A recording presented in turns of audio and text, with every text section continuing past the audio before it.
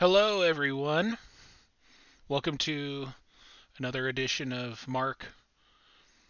That's me talking about Magic. And same as we've done the last couple of videos, we're going to be talking about a commander deck from one of our local game store LGS players. And that deck, the name of it is Muldrotha Good Stuff. And the commander is Muldrotha the Gravetide, which is a 6/6 elemental avatar. It costs 3 of any, a black, a green, and a blue. Sultai colors. Um, what does Muldrotha do? During each of your turns, you may play a land and cast a permanent spell of each permanent type from your graveyard. So the permanent types are creatures, artifacts, enchantments, planeswalkers, lands, and battles. And this has a stipulation for uh, land specifically, separate from the other permanent types. Um, and it also gives this little reminder on here. It says if a card has multiple permanent types, choose one as you play it. So there are some cards in this deck that have multiple permanent types. This good stuff thing here. So a lot of times players will use that to uh, to describe a deck that isn't caring that much about a specific strategy. It's just trying to play independently good cards. So you guys will all be able to be the judge of uh, how you feel about that title as we go. So taking a look at this deck, Muldrotha cares about having permanents in the graveyard, and because you can cast them or play them from the graveyard, really what that means is it's sort of like they're an extension of your hand. Like the cards in your hand you can cast, you can play. Well, with Muldrotha you can play the permanents and cast the permanents from the graveyard, one of each type every turn, on your turn anyway. So that's a lot of value.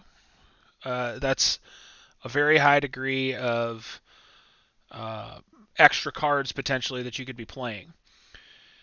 And so, in some ways, if we are putting cards into our graveyard, it's sort of like we're drawing them into our hand.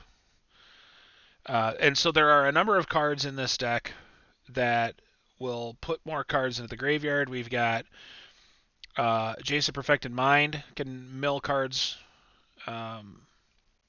from the top of your library into the graveyard. We have Tyvar Jubilant Brawler that can also do the same thing. We have Altar of Dementia that can potentially put cards in our graveyard. We have Mesmeric Orb that can potentially put cards in our graveyard. Um, we have a creature, Shigeki, that can put cards into our graveyard. Hermit Druid can put cards into our graveyard. Then we have these cards like Golgari Thug that has Dredge, which if you look at that, Dredge is instead of drawing a card, you can bring this card from your graveyard back to your hand and mill 4 cards. Golgari Grave Troll does that, except for it does 6 when it does it. Deranged Hermit, you tap, mill a card, add a blue mana, or sorry, a colorless mana. These are all ways to get cards in our graveyard. Underrealm Lich says if you would draw a card, instead look at the top 3 of your library and put one into your hand and the rest in your graveyard. So lots and lots of ways to get cards into our graveyard. Then we're playing a card like Entomb. It lets us search our library for any card and put it in the graveyard. Uh, okay. As far as the idea of just these independently strong cards, Oko Thief of Crowns falls into that category. It's +1 on its list of abilities is to just take any creature or artifact for that matter, make it lose all of its abilities and turn it into a 3/3 green elk, which means you could target other people's commanders and turn them into elk. We have Rhystic Study. Just about every commander player knows this card. Whenever opponent casts a spell, you may draw a card unless that player plays one. It's just an independently strong card. Mystic Remora, another enchantment, independently strong card. Requires you to pay a cumulative upkeep, which it kind of explains there. So if you don't pay it, this card gets... you have to sacrifice it if you don't pay it. But look, we can play it from our graveyard again if we need to.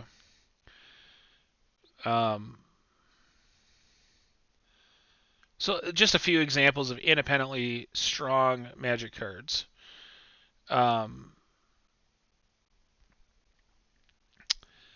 Most of the rest of this deck is built in such a way that the goal of the cards is to synergize with a specific plan. And this deck kind of has two plans. One of them is in how it affects the gameplay, and the other one is in how it ultimately tries to win the game. So with some of the other decks that we've looked at, the way that those decks are trying to win the game a lot of times is through combat, is through attacking, combat damage, building up a big board state. And they may have alternate ways to win the game. They might have some effect that can produce a lot of damage to the opponents and whatnot, but that's really been their plan. This particular deck could possibly win through combat damage, but it's not very likely to win through combat damage. What it is likely to do is win with a combo of some sort. It's more likely to win with a card like Laboratory Maniac, where if you would draw a card where your library has no cards in it, you win the game. And again, we're trying to put cards into our graveyard, so we're maybe getting to that point and milling out our own deck pretty quickly. Jace Wielder of Mysteries has the same text on it. If you would draw a card while your library has no cards in it, you win the game.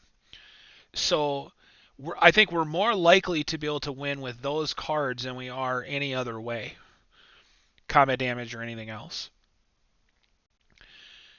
What we're doing is we're using Muldrotha's ability to give us a lot of extra card advantage because we've got all these cards in our graveyard that we can potentially play.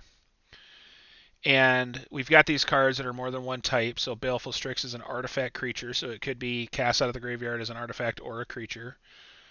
Gravebreaker Lamia is an enchantment creature, so it could be cast out of the graveyard as an enchantment or a creature. Same thing with Shigeki.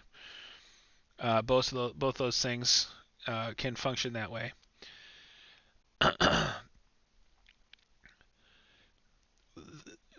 We just don't have a lot of power with our creatures. I mean, most of our creatures are kind of, mana dorks, utility life gain, dredge cards, put cards in our graveyard kinds of things. And we have a few that are these, kind of value-ish cards. So, Fleshbag Marauder is kind of a value-ish card. You're basically saying, I'm going to cast this out of the graveyard. It's going to enter. Each player is going to sacrifice a creature. I'm just going to sacrifice the Fleshbag Marauder, and then my opponents will all have to sacrifice something else. We have Muldrifter. We're going to draw some extra cards when it comes into play. The evoke ability on it means that you can cast it for that cost, but then you have to sacrifice it right away. Well, we don't really care because we can cast it again from the graveyard. Massacre Girl, it's probably going to clean up the entire board other than her. She'll probably cause all the rest of the creatures to die a lot of the time. So just not... Lord of Extinction is kind of the one creature... Its power and toughness is equal to the number of cards in all graveyards. That's kind of the one creature that has the potential to get really big and maybe win the game through combat damage. But it's It doesn't have any sort of evasion, so you have to get to a situation where you can give it evasion, flying, trample, something like that, in order to get it through to be able to do its damage. And it doesn't protect itself either, so it's a little bit. Uh, it can do a lot of damage if it hits, but it has to be able to hit, which is a challenge. And then there are a few synergistic things. So, like, if we're trying to, again, win through this strategy of running our deck out of cards, Underrealm Lich, which is essentially going to look at 3 cards every time. It's going to take 3 cards off the top of our library every time we draw a card. If we get a card like Consecrated Sphinx, which says we can draw 2 cards every time an opponent draws 1 card, that's going to super speed up how quickly this card can dig through our deck and put it in the graveyard.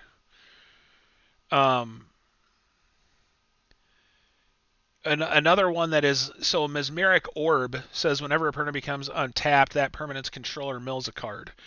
This card, if we're trying to get to where we don't have any cards in our library, this card will sort of help to do that independently by itself. But if we happen to have Basalt Monolith, so Basalt Monolith says it doesn't untap during your untap step. Well, that doesn't jive with this card. But it says you can tap it for 3 mana, and then you can pay 3 to untap the Basalt Monolith. So what you can do is you can tap it for the 3, and then you can use that 3 to pay to untap it. So you don't end up with any mana, but you end up with an untap, which causes you to mill a card. And this is just repeatable. You can do this as many times as you want. So if you have this out, you can just use the Basalt Monolith, 2 abilities in conjunction with each other to mill your entire library into the graveyard, which if you want your library to be gone, for this card, that's a way to get there immediately. This card, of course, still has to be on the battlefield when you would draw the card that allows you to win the game.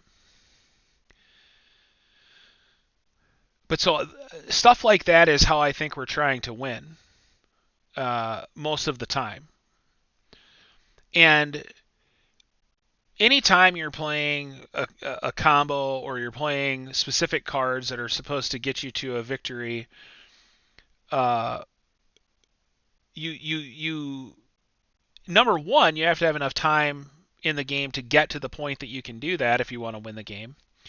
And so we have a lot of control spells. We have Beast Within destroys kind of anything. Cyclonic Rift can bounce all of your opponent's non-land permanents to their hand. We have these Fierce Guardianship, Force Negation, Force of Will, Mana Drain, Pact Negation. Like, Pact, Force, Fierce Guardianship are all potentially free to cast counter spells.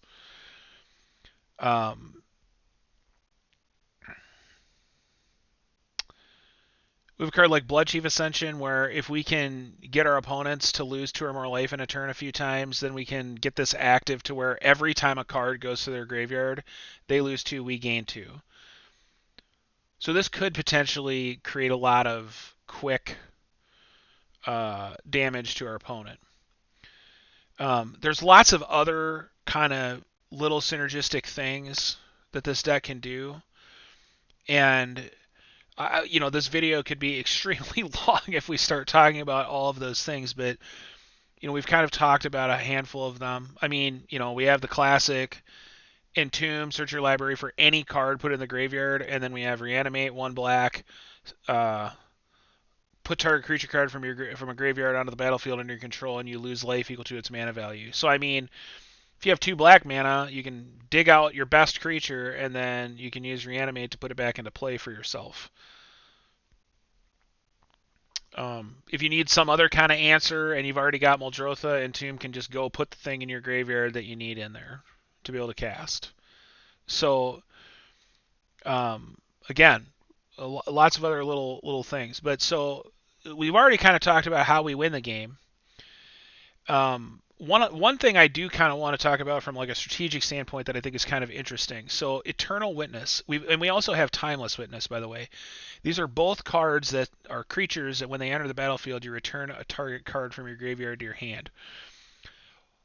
why I think these cards are interesting to talk about in a deck like this is Muldrotha says that if a permanent card is in our graveyard, we can just cast it on our turn.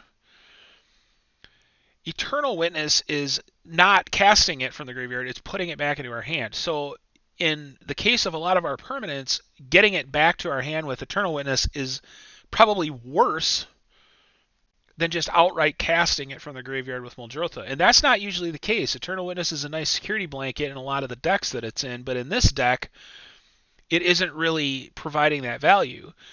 What it is doing is, considering that we're putting a lot of cards into our graveyard, the cards that we can't cast, so like out of the graveyard, like instants and sorceries, Eternal Witness is a permanent, so it's giving us a repeatable ability to get those cards back if we need it. Again, the value engine that we were kind of talking about that this deck is. So it's less valuable in some ways than it would be in other decks because of what the commander does. What it's doing in this deck is it's plugging a hole or plugging a gap in what the deck itself does. It's protecting us against milling over a card that we might need that isn't a permanent.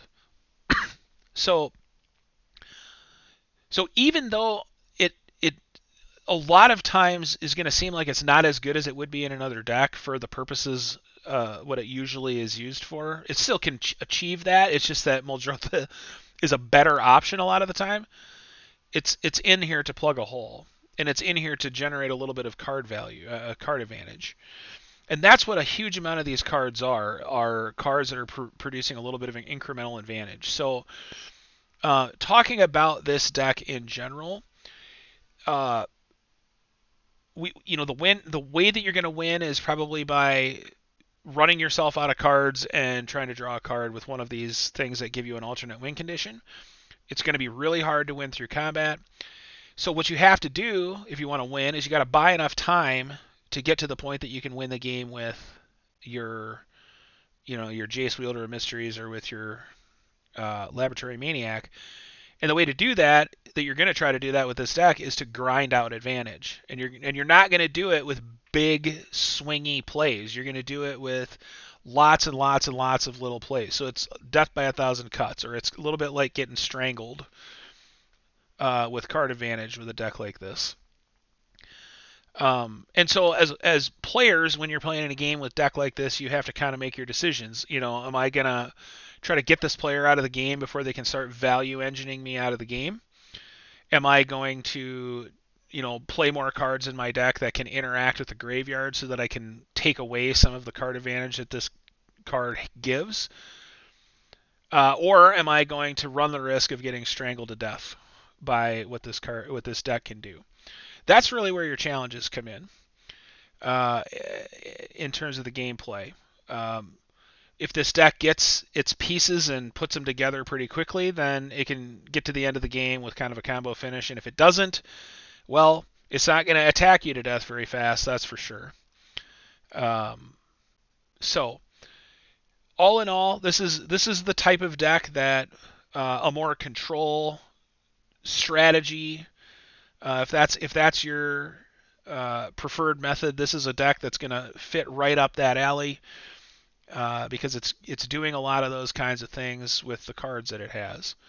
And it's also pretty good at creating a lot of advantage for itself and a lot of repeatable effects. So yeah, that's kind of my take on this deck. Once again, I do want to say that I'm very, very grateful and appreciative of the fact that people from our local LGS have been submitting their personal deck lists, in some cases their favorite decks, to be talked about in this kind of a forum.